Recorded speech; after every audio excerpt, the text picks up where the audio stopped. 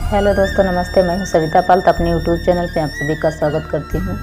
आज हम आप लोग के सामने में प्यारा सा नाच गीत लेकर आई हूं। अगर अच्छा लगे प्यार दुलार आशीर्वाद जरूर दीजिए और गाना कैसे लगे कमेंट बॉक्स में जरूर बताइए।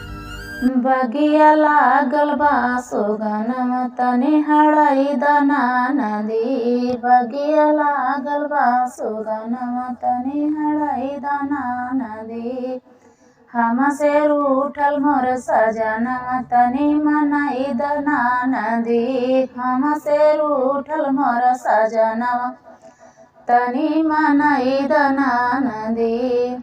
सोने की थाली माई जेवना बनायो, सोने की थाली माई जेवना बनायो।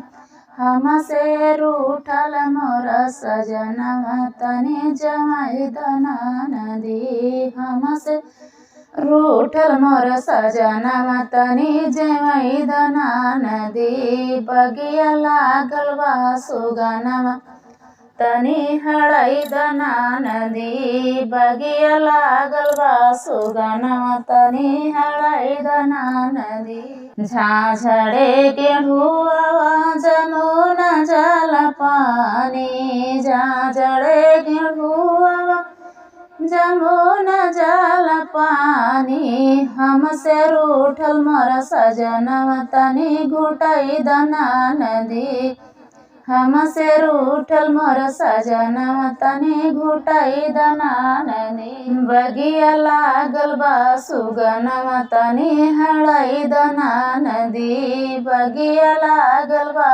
सुगनमा तनी हड़ाई दना नदी। लाची लेवांग रस बीरवा जोरायो, रस बीरवा जोरायो।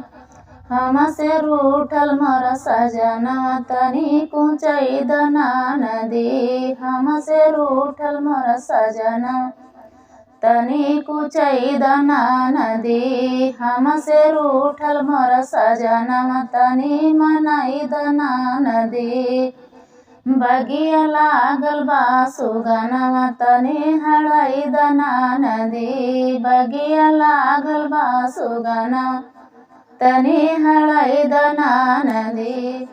फूला लोरिया लोरी से जल गायो, फूला लोरिया लोरी से जल गायो।